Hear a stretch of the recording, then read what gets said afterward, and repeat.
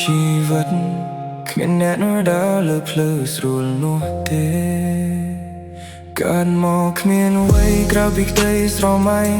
ដែលតាមភ្លឺវែងទោះបីហត់យ៉ាងណាក៏ទៅថ្ងៃខ្លះមានភ្លៀងថ្ងៃខ្លះគ្មានអ្នកយល់តែបែរដងមួយនេះមិនដែលគិតថាចោះចាញ់ធ្លាប់យំម្នាក់ឯងក្រោមមេឃងងឹតធ្លាប់សួរខ្លួនឯងតើមានអ្នកណាគិតតែជីវិតបងរៀនមិនឲ្យបោះបង់ដួលម្ដងក្រោកម្ដងរហូតដល់ថ្ងៃភ្លឺ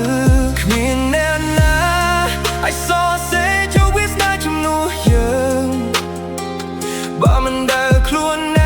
ងគ្មានថ្ងៃទៅដល់គោលដៅជីវិតមួយនេះមិនមែនការមកដើម្បីចោះចាញ់ទោះត្រូវដួលប៉ុន្មានដងក៏នៅតែស៊ូទៅមុខ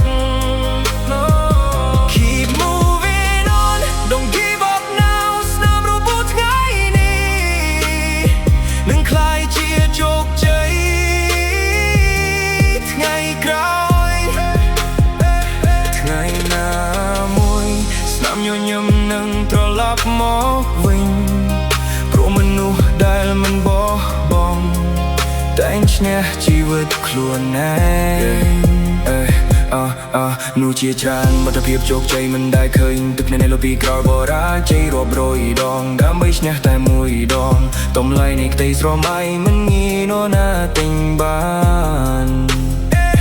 Mama told me កូនត្រូវរឹងមាំ